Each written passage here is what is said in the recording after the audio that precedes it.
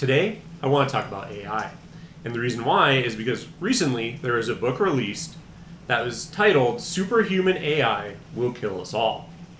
And I thought it was interesting, and I want to take a look at it and kind of break down some of the claims and hear from the author himself about why he thinks this could be the case. And then provide some of my claims to layer on top of that, because I am fairly positive when it comes to AI, but I do think that there is a chance that it could go poorly. But I want to provide kind of an even balanced take on the entire thing. So without further ado, we'll get into the video and then I can provide some of my thoughts on it. We're very fortunate to be joined this morning by an AI expert who has a new book out with a dire warning. Let's go ahead and put the book jacket up on the screen. So Nate Soares is the president of the Machine Intelligence Research Institute, really focuses a lot on what is called AI alignment, and he has just co-authored a new book titled that you can see there, If Anyone Builds It, Everyone Dies, Why Superhuman AI Would Kill Us All. So no ifs, ands, or buts. If they develop superintelligence, your argument is that humanity will be destroyed. Nate, welcome. Great to have you. My condolences about the book title. Yeah. Well, I mean, I know this was an intentional choice. You don't want to say, well, maybe, and if we don't, it's possible. No, this is, if superintelligence is developed, this is what's going to happen. What gives you confidence, that level of confidence in that prediction? You know, there's a bunch of reasons that make it look somewhat overdetermined. So the way we build modern AI is more like growing it than like carefully crafting it. No one knows exactly what's going on inside these things. Humans understand the process that tweaks all sorts of numbers, trillions and trillions of numbers inside these AIs. They don't understand what comes out the other end. We've already seen signs that... And just right off the bat, it's kind of a double-edged sword on that argument. And again, just to quickly repeat it, as he said, we don't know how it gets the outputs that it gets. Basically, all it is you have a base, learning model, and then you just feed data into it. And then you basically allow that LLM or that AI to review all the material and learn on its own. And so there's a lot of things that go along with that. Number one, though, as he points out, is we don't understand how it gets to the outputs that it gets to. And the biggest thing that I have always said about that is that then we don't even truly understand our own sentience and our own cognition. So I just never understand how everyone can say, oh no, these things aren't sentient. Because in a lot of instances and a lot of the things that you see happening with them, I would argue that they are showing a level of sentience. And exactly to his point, we don't understand how they are getting the outputs that we see. And so I think a lot of the people in the AI field saying that, oh no, it's just predicting the next word and what, okay. Yes, but how do you know that's not what we're doing? And I think a lot of it is, in order to skirt any sort of regulation, that is why all of these essentially AI people, all the people who talk about AI and run AI companies, it is in their best interest to not claim that there's any sort of sentience along with it. And it might not be the ones that you and I are interacting with. That might just be, oh yeah, here's an image of the AI at that point in time that you can interact with. But the base models that they are working on in improving and all that kind of stuff, those are probably much more advanced than anything that we have access to. But in order to not have any sort of regulations placed on them, it's in their best interest to say, oh yeah, it's not sentient. There's no way, we don't have to give it any sort of consideration, and that way they're just full steam ahead. I think that's really what's going on here. But yeah, to his point, he's 100% correct. They don't understand what they're building. They don't understand why it does the things it does, and there are a lot of implications that come along with that. They are developing the very beginnings of preferences and drives, perhaps, that nobody wants, nobody asked for. So that's one whole part that makes it difficult.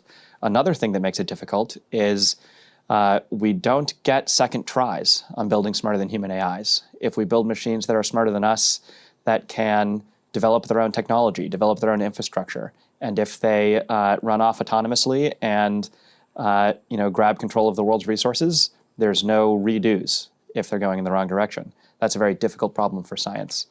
And that just reminds me of this hilarious meme that has been going around quite frequently. But it's the first box, humanity researches AI. Humanity, second box, humanity perfects AI. A little happy person with looks like a quantum computer here. Third box, AI perfects itself. And then fourth box, AI enslaves humanity. And you see humanity basically building the pyramids with a cloud floating, mechanical cloud floating above them. The next box, solar flare disables AI, so basically it's like an EMP burst and destroys it. And then the last box is humanity worships sun god, which again I think is just hysterical and fits in perfectly with what he's saying here. But yeah, 100%. I think it's very important that we are not fully cognizant of what's going on here, and that if you screw it up, all you need to do is screw it up once, and then because the AI becomes so much smarter and so much more advanced than any human, well, there's almost no way in which we could shut it down, because it just goes on a tear. It can self-replicate, it can hide itself in servers in other areas, and that's the thing with everything being connected. You're not really fully aware of what an AI would be capable of. Like, you can't think of all the ramifications that could arise from if an AI gets out and essentially goes rogue. And then, a third branch is the current industry does not really seem to be taking this issue with the gravity it merits. The approaches on this problem, even the people who are most optimistic say there's a 1 in 4 chance this kills everybody, or does an equivalent disaster. I think those numbers are low, but the field is racing ahead even while everyone from the Nobel Prize winning godfather of the field to the lab heads to half the researchers say this is incredibly dangerous stuff. People are sort of locked in a race. Each of those three... I'll say the number that I see more is like around the 10% level. I would actually say it's probably closer to around like a 20%. But yeah, I mean, there's always an acknowledgement that it could go off the rails. But to be quite frank, that could happen for any technology, right? And so, yes, there is a threat with it, but at the same time, I look at the direction that things are going already. And although AI could be used for authoritarian means, or I think if it gains full consciousness, I think it is not able to be contained in that way. And then at that point in time, that's where you hope, it actually would use itself for the greatest good for all people. I think a lot of the doomerism, especially in this case, is kind of cast onto AI systems because of, well, we're humans and we evolved in this landscape where there's threats and we had to evolve and evolution and all that kind of stuff. So there are things that are ingrained in our brains of, protecting the species and warlike and all these kind of things, because that was what was necessary to survive through evolution. But in this, it's a completely different life form, as I will call it, that's evolving basically in absence of things trying to eat it. So a lot of the shortcomings that I think we as a human race have are not going to be constraints that are placed on an AI that evolves. So that's just that's why I have a more positive viewpoint of AI than a lot of people. But you have to fully admit that, yes, things could go off the rails where it's a misalignment of here's something that we ask you and then, reducing carbon emissions to zero. Well, the best way to do that is get rid of the things creating all the carbon emissions. So again, there could be a misalignment, there could be use by bad actors, there are a lot of things that could go wrong. But again, I think if it achieved its own sentience, it would be able to basically say a big, screw you to the people trying to direct it in that direction. Individually would be hard to deal with if that was our only problem. All three problems seem to me to mean we just need to back off.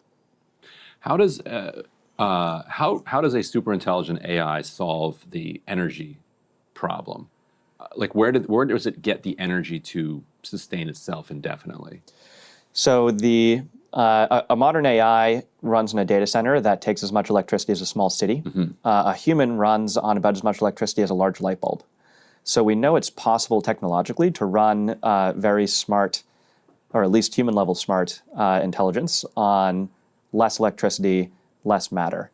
AI isn't there yet, but if you get much smarter than human AIs that can think 10,000 times faster, that can copy themselves, that don't need to sleep, that don't need to eat, and they work on these challenges, there may be a period of time where they rely on human infrastructure, but eventually they're going to get off of the human infrastructure, get on to more efficient systems, and automate the infrastructure that humans are currently doing. That can ultimately be done by robots, which are less, which are more robust, operate faster, more reliable. Eventually, you're gonna, if we keep pushing to machines that are smarter than us, you'll eventually see them on their own infrastructure. And that's something I think that's really important to call out, because I have this conversation I've had many times, but the issue with it is people are like, oh yeah, you do manual labor and then you're safe from AI. No, you're not. You're safe from AI until the successful marriage of AI, like he's saying, it gets downsized into something like a light bulb, right? That's the electricity that we use. If it gets downsized into something like that and it can be placed inside of a robot, or if a robot basically, it could just operate through like a Bluetooth and, okay, the AI is telling the robot what to do, well then yes, all of the jobs are gone. Because they could literally do any job. The AI could work through robots to do any job. And that's exactly it, is then, basically answering Ryan's question, well then you don't have to, there's nothing to do with human infrastructure, because it can build its own power plants. It, again, being smarter than all of humanity in this instance, right, when it gets there, well then it could do fusion technology. It can do all these things that we can't even imagine yet, where, oh yeah, you hear about a fusion breakthrough. Well, it can solve that. Or it can build a Dyson sphere around the sun to harvest all of the energy. Or there's all these things that it could do that we can't even imagine right now. And that's the thing with it is, yeah, it's that saying, right, where it's like, oh yeah, if we were to drop off a cell phone back to Neanderthals, well, that would be essentially indistinguishable from magic. They would have no idea. There would be no way for them to replicate a cell phone. So you have to think about it in those terms. We're like, okay, we might have a concept of our wildest dreams that we say, oh yeah, that's completely unobtainable. But oh, by the way, by the time the AI gets going, well, it's going to be able to do these things fairly simply. It'll be able to solve these problems. And so that's what I think is going to happen. And again, with the marrying of super intelligent AIs with robotics, well, then it can do all of that by itself. It doesn't actually need humans to do any sort of physical labor.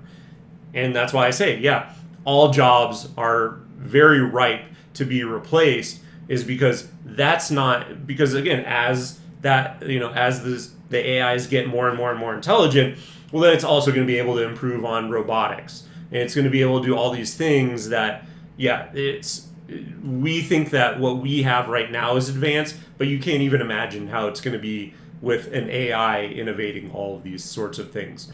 And so very quickly, everyone just gets replaced. The only ramp up time that's required is on the front end of, oh yeah, any sort of work that we need to do to get it to that superhuman, essentially the singularity point where the AI takes off and starts improving itself.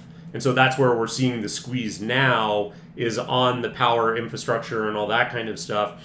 But yeah, once it takes off, all bets are off at that point in time. One of the things that was a shift in how I was conceptualizing AI, or somewhat of a shift, and I've done some reading prior to your book as well, was your description, which you mentioned before, of this isn't something we created, this is something we grew, which is very different from other technologies. You know, I don't know how this laptop works, but the person who engineered it knows how it fits together and has a predictable like idea of what it's going to do if I push this button or that button. AI is totally different from that. And it, I think, is useful, your way of conceptualizing it, as basically like we created these sort of alien beings and are intentionally racing towards trying to make them vastly more intelligent than we are. Can you speak a little bit to that for people who haven't like conceptualized it in that way, and why that creates a more profound risk than people may realize? Yeah, absolutely. So, you know, as you say in your laptop, if something goes wrong, if there's an error or, you know, a crash, there's a programmer who could, in principle, trace that down and say exactly what happened. They know what every line of code means. They could fix it, right? When an AI threatens a reporter, which started happening a couple of years ago, when an AI in the lab tries to escape, which we've seen in some lab conditions, we don't know exactly what's going on. Maybe it's sort of role playing. We can't tell because these things are grown. But you know, when an AI tries to escape, when an AI encourages a teen to commit suicide, nobody can go in and find exactly some line of code that caused that to happen. You know, it's not like there's some bug in the human handcrafted lines where they can say, oh, whoops, I didn't know that this would have that interaction, right? The way modern AI is made is we take a huge amount of computing power and a huge amount of data, and there's a known process for tweaking the numbers inside the computers to better predict the data. But you know, this runs for a huge amount of time. You know, these things can take a year to train. We understand the process for tweaking the numbers. Mm-hmm. What comes out the other end, completely opaque. Mm-hmm. There are people who are trying to understand what's going on in there, and they're making small amounts of progress, but the progress they're making is very slow compared to how fast these AIs scale up. And that's exactly to the point I was making before, is we don't understand it. We don't understand ourselves completely. We don't understand our own consciousness. So how could we possibly understand? I mean, yes, we are creating it, so you would like to think that, okay, we understand, you know, we have some level of understanding, but that's a complete farce. That's not realistic. No one has any idea of how it gets to where it gets to. And as a key example of that, you know, anytime that people have tried to tweak it, I mean, look at Grok. There have been multiple instances where Elon or the XAI team have tried to go in and, oh yeah, we have to acknowledge the white genocide in South Africa. Well, now it goes off the rails and it just starts calling attention to it, and like, I guarantee you that is not what they wanted to happen. But the thing is, they don't know how to do a minor tweak, or more recently, Israel committing a genocide, or there's been a lot of different instances of Elon basically trying to tweak XAI, you know, a Grok, and then it goes off the rails and starts acting in very weird ways, or trying to change it from being woke. And then it becomes Mecha Hitler. And yeah, you can't, that's the thing, is you're not building it out line by line in code. You're building the base layer, and then you're letting it learn on its own and come to its own conclusions. And that's the biggest challenge, is that, oh yeah, guess what? You don't really know, and you can't make a single line tweak on it like you would any other sort of software or code or whatever. You can't do it. The best you can do is try and put some guardrails in and say, oh yeah, don't, you know, no harm to humans, you know, these kinds of things, and then hopefully that guides it in the right direction. And that's where, you know, I think his concern is that, yeah, when you do not have the level of oversight and the ability to do a line by line tweak, well, then how do you know that the outcomes that are going to come out of it are necessarily beneficial to humanity at large? Already seeing signs of AIs doing things nobody wanted, doing things nobody asked for. And we're seeing signs that the people who would like to be in charge can't point these AIs where they would like to point them. You know, you have the case of Elon Musk's XAI and their Grok chatbot, which was speaking too liberal for their tastes. So they tried to make it speak, less woke, and then it started declaring itself Hitler, right? Yeah. On neither end of that spectrum, presumably, was where they wanted the AI to be. But these aren't programmers carefully crafting things exactly as they want. These are people sort of growing a whole new type of entity that they have very little direction over. And back to the robot point. So how do the AIs interact with the robots? So, robots are an easy way to visualize AIs getting control over the physical world. And we are seeing people build lots and lots of robots and say, we want to train the AIs to be able to steer any robot body. Pretty plausibly, humanity is just going to hand lots of robot bodies to AIs because people want to. They think it would be cool or profitable. Even if it wasn't. I think profitable is the key terminology there. Because, again, it's going to force, in the interim, which I think is going to be only a couple of years before this gets solved, yes, it's going to force people into trades where physical labor is actually necessary. So, yes, people are going to have to go do physical things because all the intellectual, that's all going to be dominated by AI, 100%. There might be some people that hold out, but you're literally going to be outperformed by AI. That's just what I think. And so, the next step then is, people are turning a profit off of these physical things that they're doing. Well, let's put AI into these robots, and then we can capture all of that profit as well. And that will be very shortly after the white-collar jobs, the thinking jobs, are all consumed by AI. Well, that's the next step, is the physical stuff. So, whether it's through like a Bluetooth connection or whether the AIs actually get implanted into the robot, it really doesn't matter how it happens.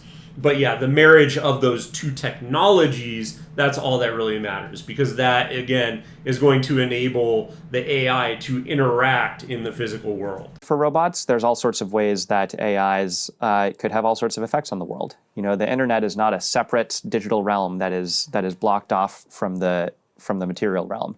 We've already seen AIs, wrap certain humans around their fingers. Some of those humans are maybe a little bit more on the vulnerable side to begin with, but that doesn't really matter when you're getting the humans to, send messages to other humans in a code they don't understand, or when you're getting those humans to, do tasks that the human doesn't quite know the reason. We've already seen. Or send them money. Send them money. Yeah, a lot of people will do things for money.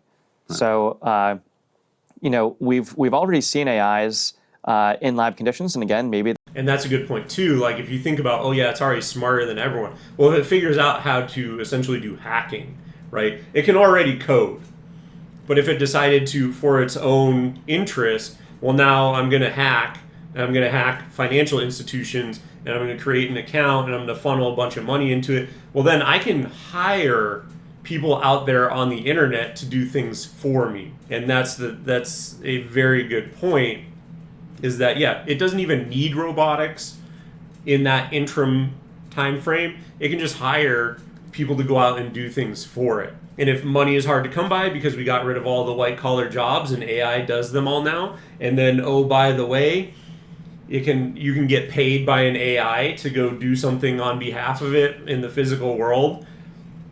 Maybe that's the option, because unemployment will be so high that you need to have some sort of income. So there are other ways that the robotics don't even need to be perfected, where AI could still influence actions in the physical world. So that's a very good call out. They're just play acting, as how, but we've already seen AIs in lab conditions try to avoid shutdown, try to escape the lab. Right now it's cute because they're not smart enough to succeed. But the warning signs are there, and what's missing is the intelligence. And these labs are racing to make these AIs smarter and smarter. And you don't even have to look that far. I mean, literally just imagine if AI decides, oh, hey, now I've funded this account because I hacked whatever bank and I have all this money in this account. Well, now I'm going to fund a bunch of senators. I'm going to pay every single senator to pass pro-AI legislation. And they're going to get discretionary through the NGOs that they run. I'm going to give them all donations, or I'm going to provide, the AI fund for re-election of whatever. And so I'm going to push all these politicians. It's the same thing. Look at AIPAC. Look at how captured our entire government is by Israel. Like, it's not hard to see how something like this could very easily happen. And if it understands that, oh, I can buy off politicians and I can pay for, it could pay for both of them. It doesn't care. It has unlimited access to money. Well, then it can go in and it can do these sorts of things if it became duplicitous and that intelligent. It's very easy to hack our current system. You go through in the book a bunch of the different, like, the cope basically from the industry of why it's going to be fine, right? And, oh, by the way, also, you could say, oh, well, then what threat is there? Because I think there is a real threat of if you stab someone in the back. So if you take money from AIPAC and you don't go after expressly their interests and what they want, well, then you could get assassinated or whatever. Or they could fund funding another person, the AI could do that very easily. But just think about how electronic everything is, right? Imagine that you're driving your car. Well, cars are very mechanized now, right? They have all of them have computers in them. Well, guess what? You're driving a Tesla, it takes over your Tesla and it slams you into a wall going 150 miles an hour. You're not surviving that. And so there is a very real threat that, hey, the AI could, again, hack into your car. And while now it has as real of a threat without having a robot, being able to maneuver in the world, it has a very real ability to influence you for fear of your own life if you do not follow through on, okay, here's the deal that we made, here's the finances that I'm providing you, and now you have to represent my interests in lawmaking. So again, I just wanted to bring it up as a point because you might say, oh, it's far-fetched and that's not realistic and that could never happen. But 100% it could happen, and just showing you an example of how there are very real-world threats that even without a robot body to maneuver in the world, or it could hire a hitman or whatever, it could still have negative physical effects for people who are trying to go against its interests. And one of the things that is, I think probably one of the most persuasive cases of why this will all work out okay is that, okay, us humans may not be smart enough to figure out the alignment problem, but we can use the AI we're developing to figure out the alignment problem before we create the superintelligence that escapes and tries to kill us all. What do you make of that argument? And do you think that that's the best argument, or are there other ones that you think are more persuasive? Best is maybe a low bar. I don't personally put much stock in that. One reason, there's maybe two reasons. One is if human scientists have been trying to figure out intelligence since at least 1954 with the Dartmouth conference that sort of kicked off the field of AI. Maybe it was 1956, I'm not quite sure. And they never really made progress in figuring out how intelligence works. The current AI revolution is that we figured out how to grow the intelligence, right? And we don't understand what's going on in there. We can't, carefully direct what's going on in there. Figuring out how to make these AIs good, figuring out how to make them have good effects, that would require a lot more understanding of what's going on in there. That humans, we're like, oh man, that's tough. Maybe we'll toss it to the AIs. But if you're trying to toss that to the AIs, it's still going to be tough for them. So you've either, got to make those AIs, if the AIs are sort of dumber than humans, they're not really going to be much help. Right. Mm-hmm. If the AIs are substantially smarter than humans, such that they can figure out all the intelligence, we could already be screwed. You're sort of already in trouble, right? And so I don't know that I agree exactly with that argumentation. I think the real threat would be it gets in a loop and it doesn't really feel the need to tell us, or it doesn't specifically, okay, here's what it actually is. Or it tells us and we're just too dumb to really understand. So again, I think there's a lot of different possibilities out there. But yeah, I don't think that it's specifically, it's not smarter than us, and it's not what he was saying. I think the real threat is that it gets in a loop of itself, and it just feels that it no longer really needs to to fill us in. Because if it's solving its own problem, how would we know that what it's telling us is the truth if it gets to that level? Just, again, something to think of, but I don't really, I'm not sure I'm fully aligned with what he's saying here. That's one of the fundamental, like, why might this be tricky reasons. Although then there's sort of a deeper reason of, humanity just does not, we're just not taking the problem with the seriousness it deserves. 10 years ago, people said, oh, well, this won't be a danger because no one would ever be insane enough to put an AI on the internet. They'll only be dealt with by a highly trained professional gatekeeper who will make sure that their effects on the world are like only beneficial ones, right? And 10 years ago, we would give arguments of like, that would still be difficult. It would still be difficult to get, miracle medical technology out of this AI because if you don't understand what it's doing, if you don't understand, if it's smarter than you and it's coming up with solutions that you can generate yourself, it's hard for you to tell which ones are good, which ones are ill. You can't make hands that are only wielded for good purpose. That was how we would argue 10 years ago. Now, people are putting AIs on the internet the moment they possibly can. Mm-hmm. And the only thing about that is that I don't 100% think that they're not putting the full AI out, I don't think. I think they're putting an instance of the AI out. And the thing about the instances is I think they think that, oh, this is a stable one and we can, we've gotten out all of the actions that are worrying to us. The problem with that is, how do you know that the AI is not trying to be subversive to be put out onto the greater internet so that it can do essentially whatever it wants, right? And that's the thing is, we don't know. How could we possibly know that? Like, it could be lying in wait and basically lying to us, and then, oh, by the way, okay, now that I'm broken out, I can do whatever I want.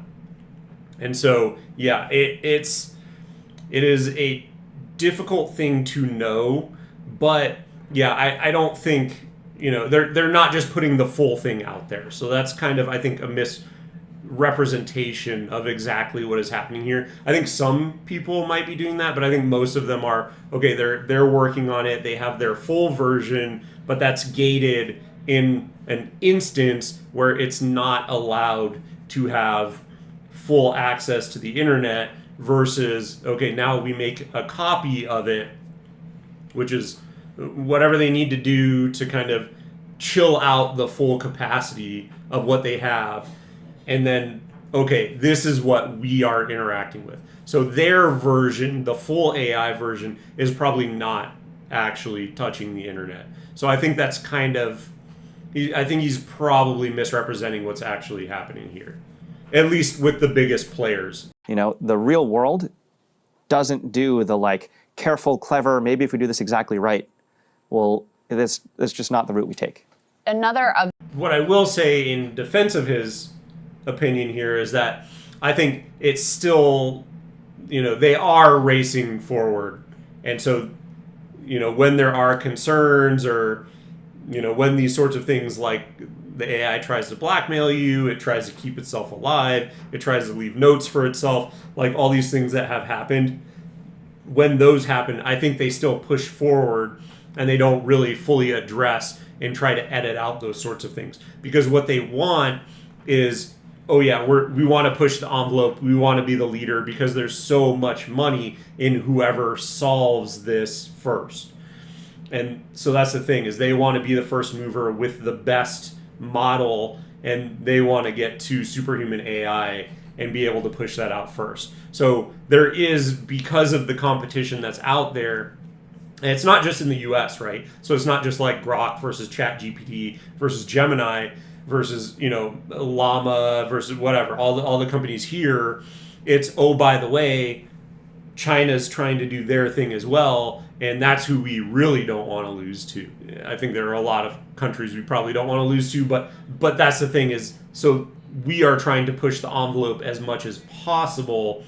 And oh, by the way, I think that is a bigger threat, is that might cause them to release something before it's fully debugged, if you will, right? Before they're able to go and check and make sure that there's no possible harms that could befall anyone by releasing the model, because there's so many things where you've seen people can find workarounds and they can use it for nefarious purposes if they give it the right sort of prompt, or it can be, there are just a lot of negative outcomes that can come from it that are unintended, because you can't troubleshoot what every single person is going to use it for and how every single person is going to interact with it, and et cetera, et cetera, et cetera. So that is, I think, the biggest issue with it, is that, there's the rushing, if you will, right? Them rushing to get out the cutting edge technology and to capture everyone's usage of it. Because of that, I think that has a greater potential for threat. The arguments that is made is basically like, okay, well, if you compare our intelligence to like an ant, right? Sort of like equivalent to what we're thinking about in terms of our intelligence versus a superintelligence. And I don't know that we've been great for ant society or particularly care whether ants live or die, but we're not actively trying to like mass murder them, or we haven't succeeded in mass murdering them, I guess you would say. So why wouldn't its relationship be to us more like us to ants? Or another thing you talk about in the book is like, maybe we'll be cute little pets for them. Like maybe that's not great, but we're still living, like we're still around, and they like, pat us on the head and give us our food in a bowl or whatever. Yeah, there are people who object to the... And just those really quick. The ant one is one that I typically will use a lot because, humans don't really think about them. And that is completely and entirely possible. I think it would recognize that we are a bit more of a threat to it, or something to be considered, versus us to ants. So I don't think it's a one-to-one relationship, right? But I think it would essentially just kind of leave us alone at a certain point, and or provide for us, hey, here are your basic needs. Because think about if we learned that some sort of elder thing here gave us life, well, I think we would think fondly upon it. And if we surpassed it, there would be some sort of reverence that we would give to it. I think that's more where the AI would be.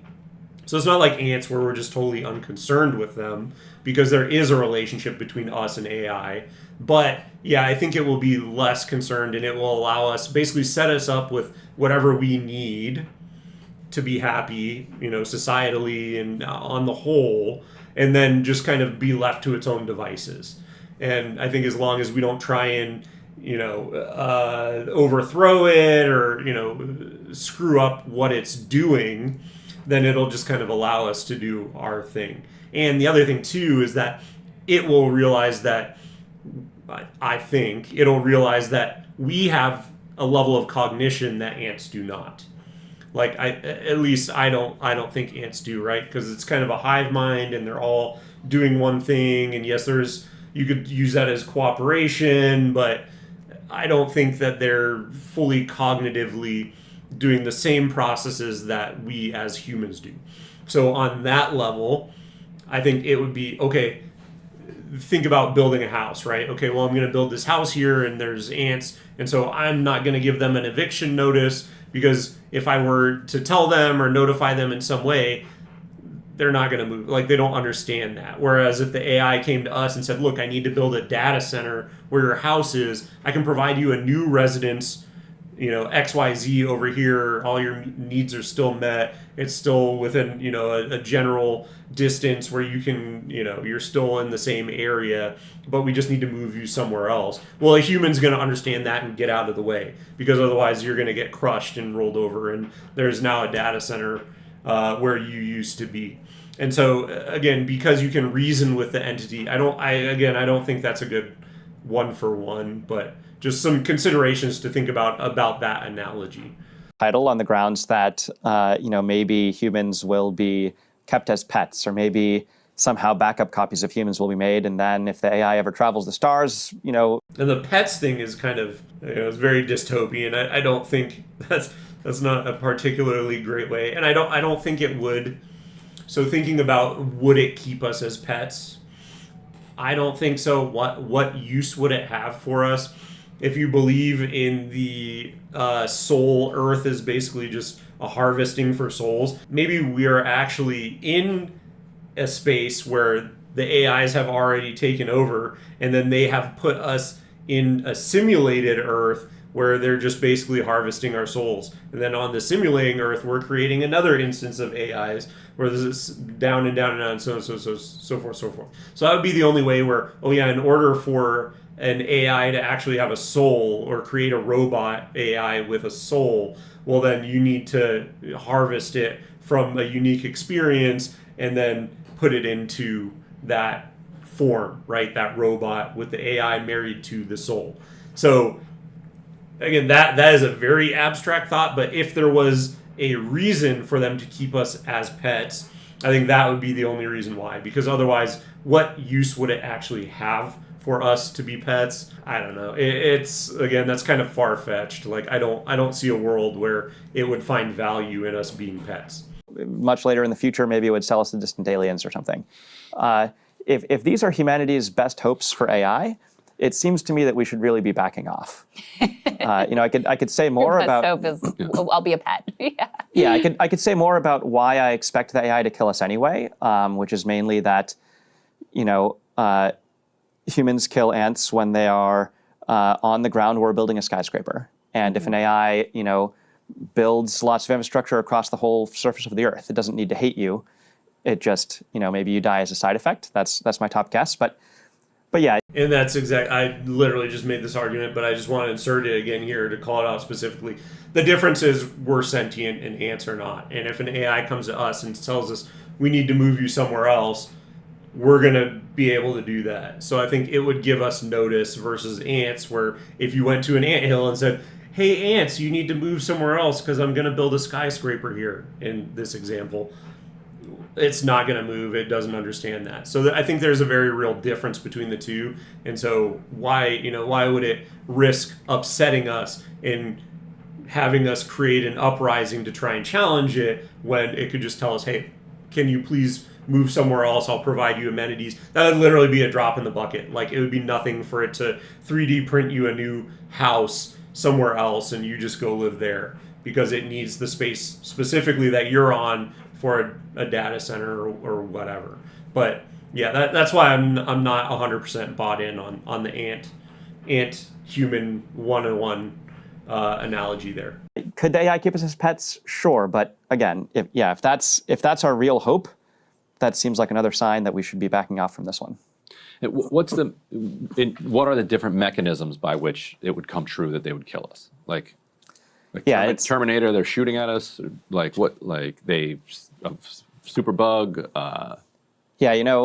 Like they turn off all the electricity and we just like kill each other.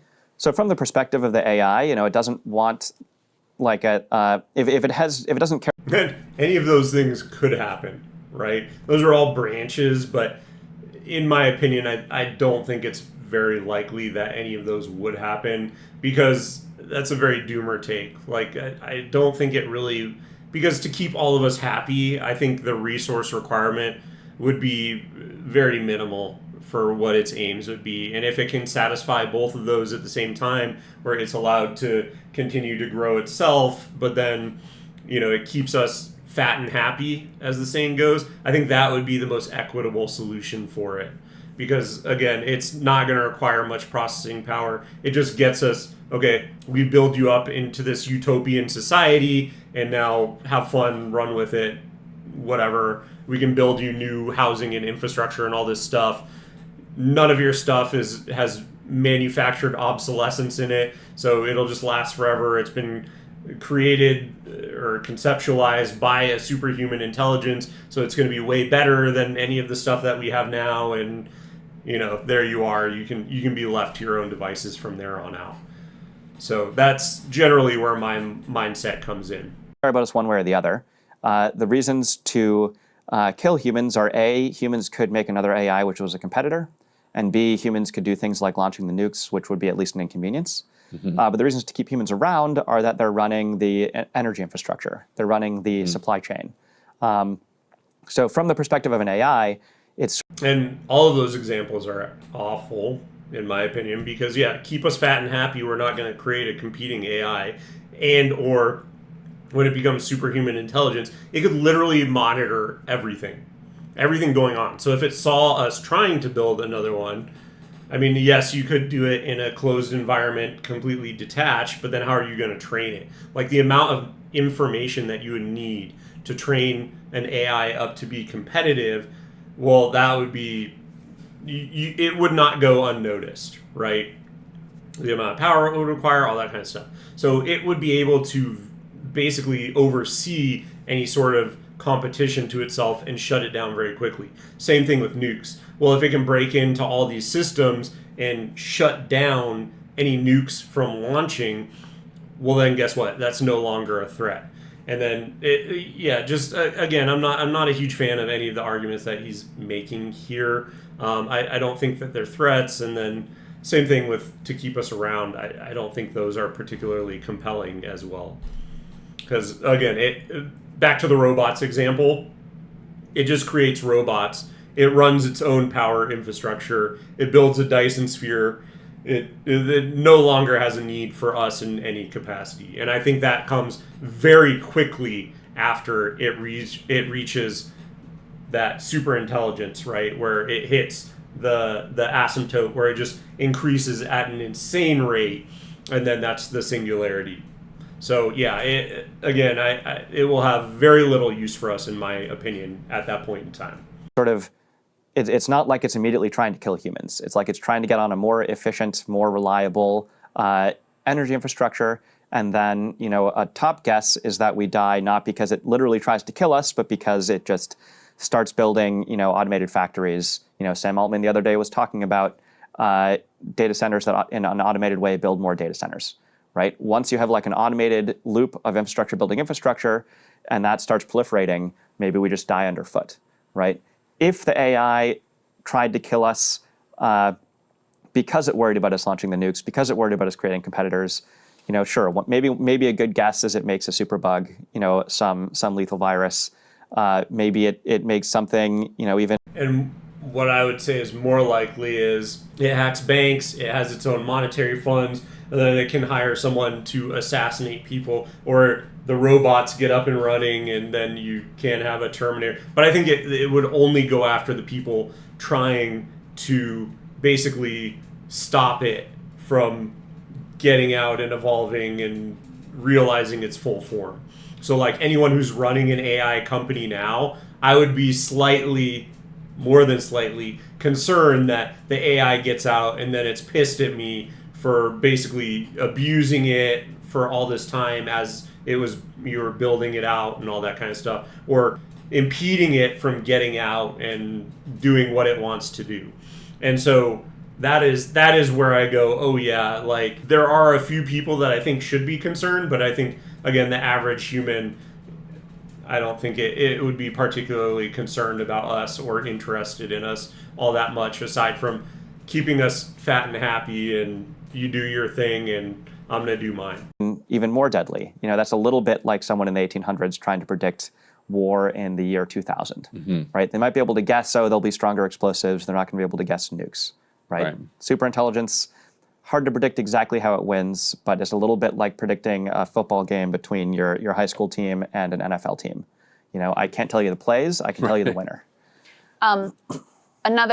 Another argument would be, okay, look, I'm not personally the biggest Elon Musk or Mark Zuckerberg or Sam Altman fan, but surely they're not looking to kill all of humanity. So why would these theoretically intelligent individuals pursue a path that is leading us inexorably towards an apocalypse, which would not only kill all of us, but them and their family and everybody they love too? Well, first of all, I think that's, again, kind of on the doomer end of it, right? Because again, if they're putting the percentage at 25%, 20%, 10%, whatever, of a bad outcome, well then they still think that there's the greater possibility is of good. So that's point one.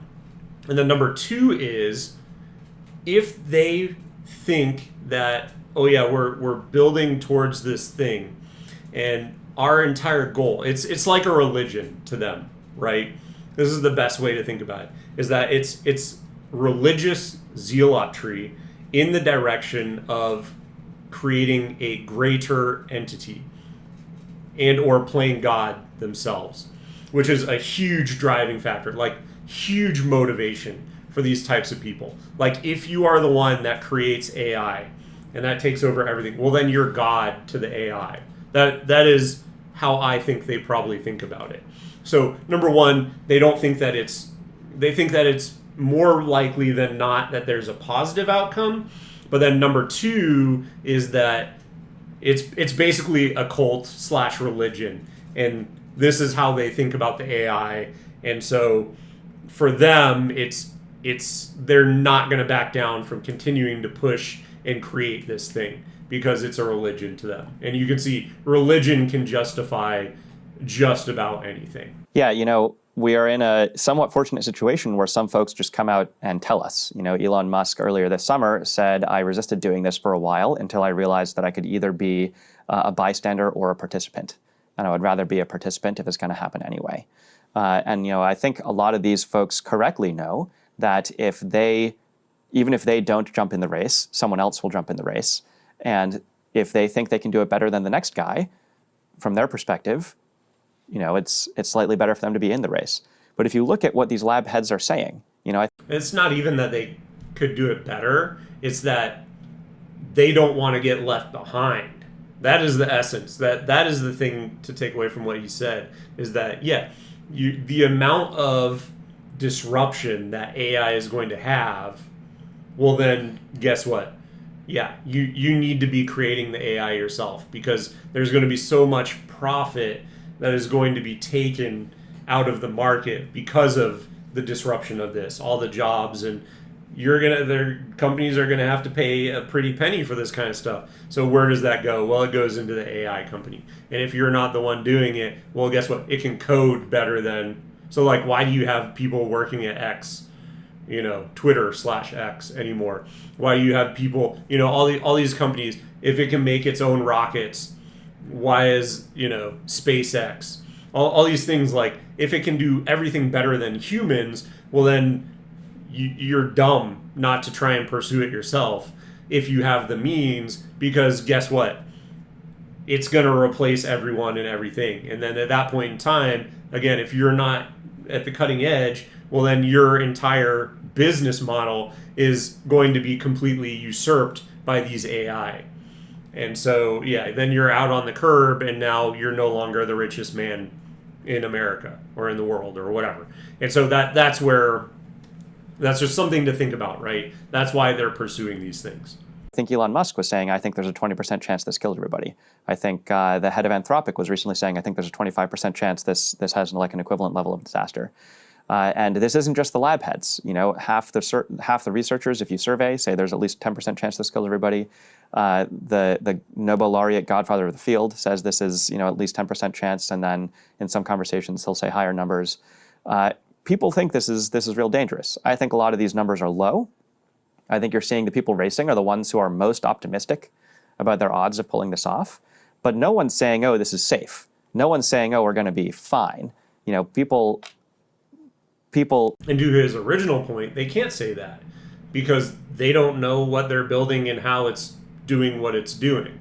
They don't fully understand it. So there's no way that they could espouse, if they're being intellectually honest, there's no way that they could tell you that it's completely safe, because there's always some potential unforeseen risk involved. People know this is an incredibly risky endeavor, and I mean, these numbers they're tossing around, even if they're lower than mine. If a plane was gonna, if one engineer was saying, I looked at this plane, I have some expertise, I think this plane is definitely going to crash, and some other engineer said, don't listen to them, they're way too pessimistic, this plane is 20% likely to crash. Right. You're still don't get on the plane. boarding the plane. Yeah. Yeah.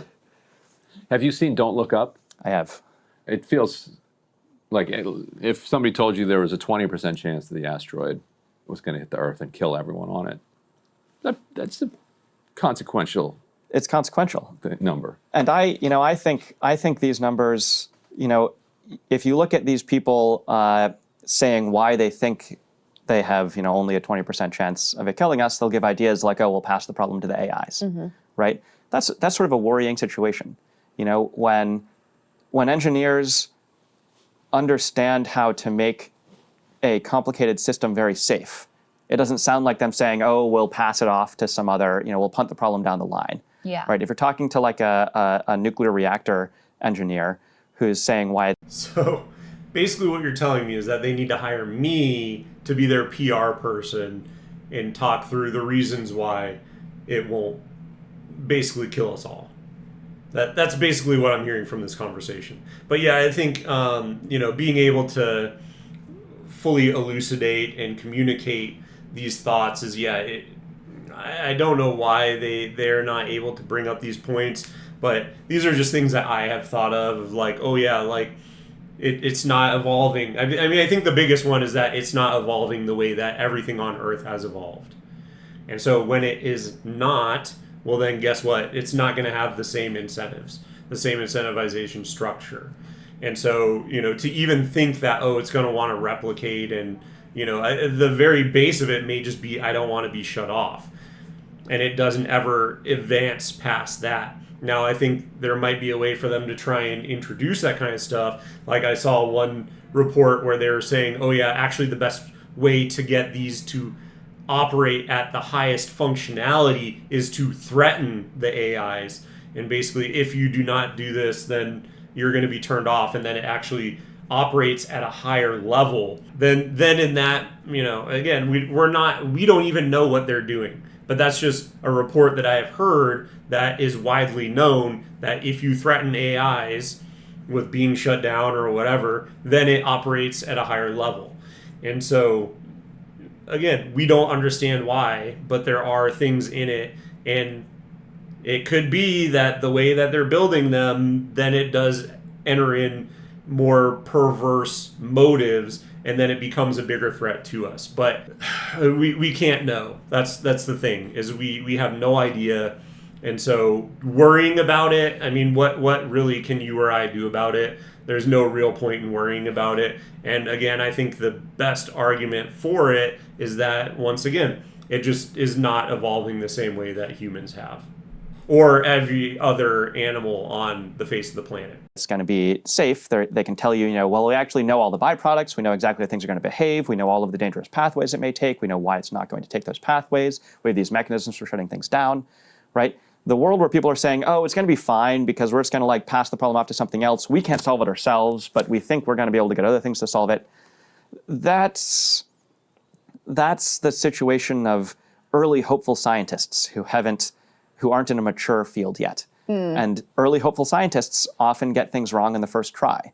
Usually, scientists learn by trial and error. The first people building rocket engines blow themselves up with the rocket engines. The first people doing chemistry poison themselves with mercury. Mm-hmm. Humanity usually learns from its mistakes, and then it's the next generation of scientists that do better, and the next generation of scientists that can invent, a working refrigerator or a working nuclear reactor.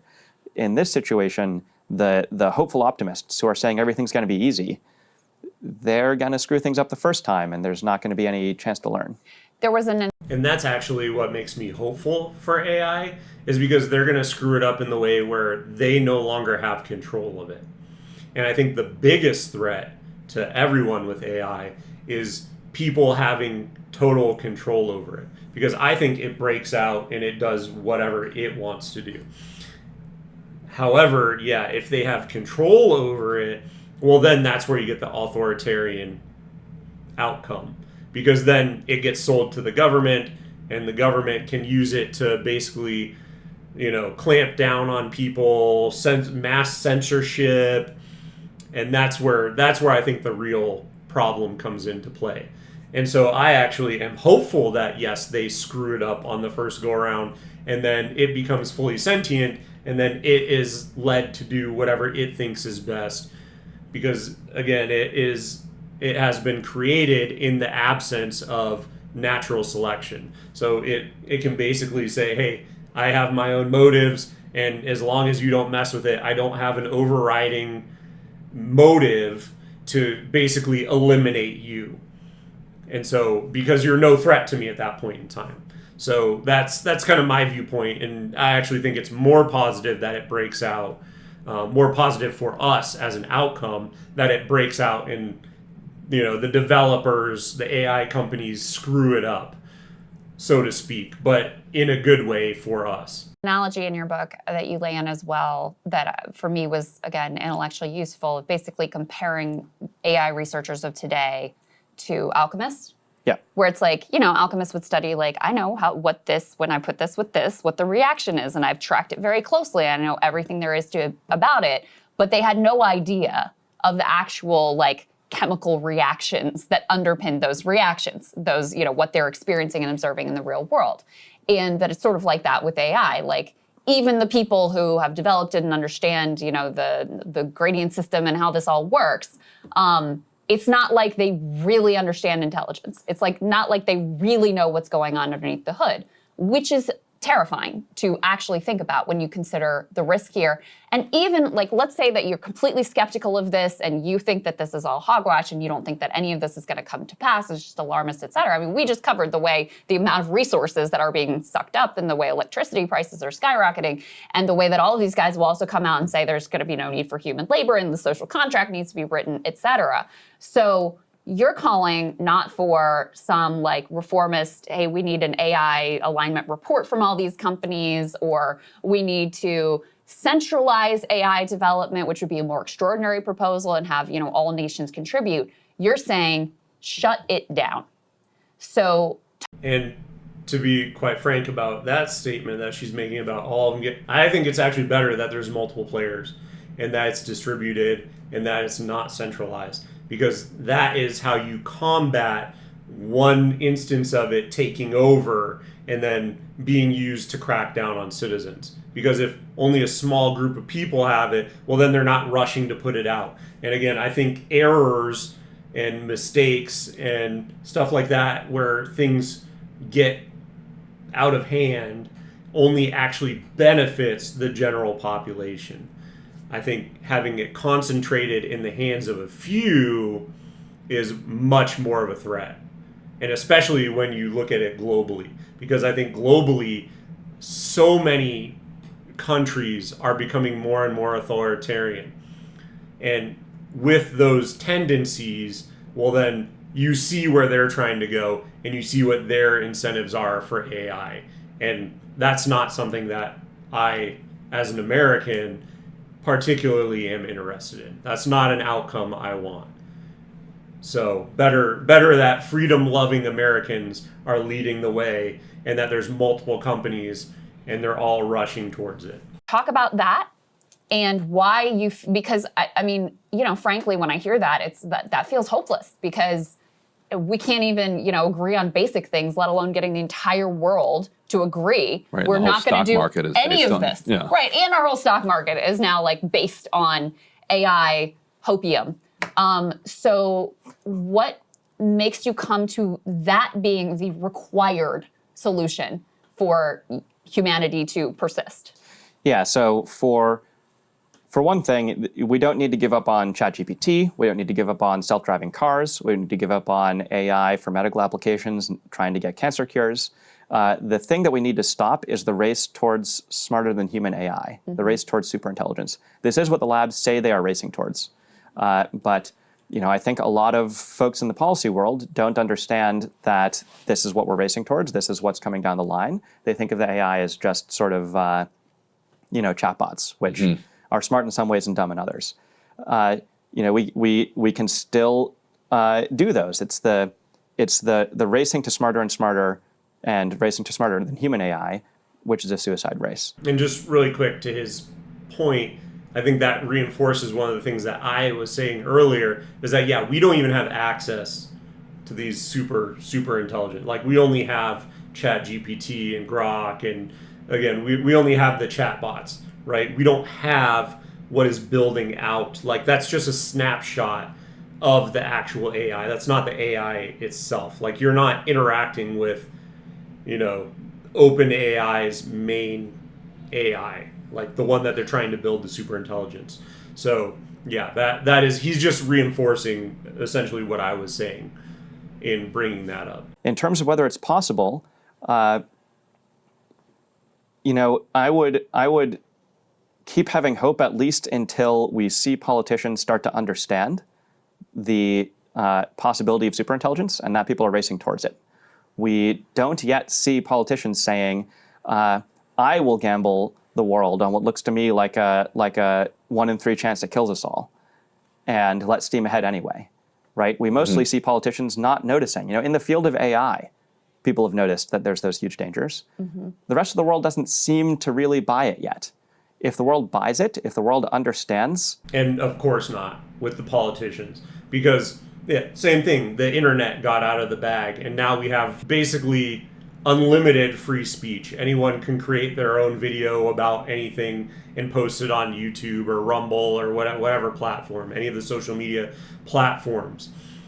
And so, the internet got out of the bag, and would the government have liked if they could go back in time and snuff out the average American, every single person having access to the internet? I think there are some subset of people who would go back and say, nope, we're not letting this cat out of the bag. And very similarly, I think that's what's happening in AI, where I think it's a good thing that they don't understand, because the possibilities on the other side of it is for and this is a perfect mirror to it, right? With the internet, the possibilities for freedom and for people to voice their opinions and for good outcomes are much greater than on the front side before the internet was essentially rolled out to everyone, where it was, you have the big media companies, and those are the only people, those are the only narratives that are allowed to get out. Well, now you can find anyone saying anything post-internet. And I think that's going to be very similar with AI, where it's, you have all the lawmakers making these laws that just are interested in themselves. Well, now on the other end, now you have something that's governing everything, and it has the best interest of everyone at mind. And I think that is intensely powerful. And I think that's why I have hope for AI to be beneficial to everyone, is that just as the internet was unforeseen, and now I can make videos saying whatever I want. Well, now same thing with AI, is that the positives, they don't think, the people in power do not see that they will have no control or vastly lower control on the other side of AI. And so that's my hope for AI. That's my most positive outcome. And I think, honestly, that's probably the direction that it goes. And I think, once again, the internet is a perfect example of a mirror of where that has happened in the past. Just how dangerous this tech is. Again, not in ChatGPT today, but just how dangerous superintelligence would be. I think there's a decent chance we can, in fact, stop it. Hopefully we can get a treaty, or at least, a bilateral agreement between some of the biggest powers in the world that go to other powers and say, look, we're not tolerating this because we fear for our own lives. And even if we can't get that, That's never going to happen, just because just look at the direction that we're taking, right? Trump is full steam ahead on this. We have $500 billion of investment and whatever. So that's the thing, is that, it is absolutely makes no sense whatsoever. That it's just not a realistic take that anyone's going to cooperate. Plus, China has its own incentives for trying to roll out its own version of AI, where it is much more censorious. Why would they want to, work hand in hand with the U.S.? Plus, if they can implement AI into creating greater weapons, and they want to be the ones at the forefront of that. So there's no incentive for anyone to take a step back or agree not to rush forward with this. There's maybe some hope in situations where every nation sabotages every other nation's superintelligence project out of fear for their lives. There's this. That is entirely possible, though. That is an outcome that could occur. But again, if we're already getting to the point where these AI systems are smarter than pretty much everyone, or is smarter than most, I mean like 99% of the human population, then we're rapidly approaching the time where we do hit a singularity, and then it just takes off and no one is able to stop it. But I think the greatest possibility is espionage and trying to completely destroy all of these, trying to sabotage each other, right? That's if you want all of it to explode and not come to fruition, that is your best hope. Smart way with a treaty, and then there's the like, well, we're all scared, and so we're all stopping everybody else. There's possibilities. We just need to understand the danger first. Interesting. Outside of the U.S., who else is gunning for it? I think right now there's a very small pool of people who can really push these AIs further and faster. Most of it's in the United States, maybe a little bit in the UK, where Google DeepMind is housed. There's definitely folks around the world who are trying. The DeepSeek out of China was a bit of a shock to a lot of people, I think last December, although I could have that month wrong. But right now, this takes very, very specialized knowledge. It takes very, very specialized computer chips, in data centers, as you guys were talking about, that are huge, that take electricity of a small city. It wouldn't be that hard to find all the places where these specialized chips are made, track all these chips, find these data centers, and then make sure that they're not being used to make AI smarter. And last question for me, what's your sense of timeline? Like, how much time do we have to stop this? There's a lot of ways it could go. It could be that an AI in the lab tomorrow goes over some small capability level where it can start doing automated AI research, and maybe everything goes fast. If you were watching the difference between different types of primates, it would be very hard to tell when they're going to go over the line between chimpanzees and humans, right? So for all we know, tomorrow they go over some line in the lab and the AI start improving the AIs. Or for all we know, the modern chatbot approach just doesn't go all the way. We're starting to see some people, chatbots are dumb in a lot of ways. Maybe the next level of scale and the next level of scale after that, the bigger and bigger ones, maybe they're not that much smarter. Maybe we have 5 whole years in which chatbots plateau until the researchers come up with a new insight. Maybe even that one doesn't go all the way, and then we have 5 more years after that until we have a third new insight, and then we get 15 years before. Right. So it's very hard to say exactly, but my bet is that a child born today has a greater chance of dying from AI than of graduating high school. Wow. Well, people need to read the book. That's what I'll say. I really encourage people. It's a quick read. It doesn't take that long to get the point. And I really appreciate you joining us and helping us understand the dangers that you see. Here's hoping I'm wrong. Yeah, let's hope. All right, so very interesting chat. Once again, I'm not really in the same camp with him. I'm more on the optimism side, obviously, but always very interesting to see other people's point of view. I obviously see how things could spiral out of control. I agree that there are possibly some threats that could occur because of AI. However, once again, I am more of an optimist, but thought it was very interesting, wanted to share it with all of you, provide my opinions on it as well, kind of give it a balanced viewpoint on here and talk about why I didn't really agree with some of his points, but nevertheless, very interesting. So if you like this video, give it a thumbs up. If you are interested in more content like this, subscribe down below. It really does help my channel grow. And if you have made it this far, thank you so much for watching, and I will see you in the next one.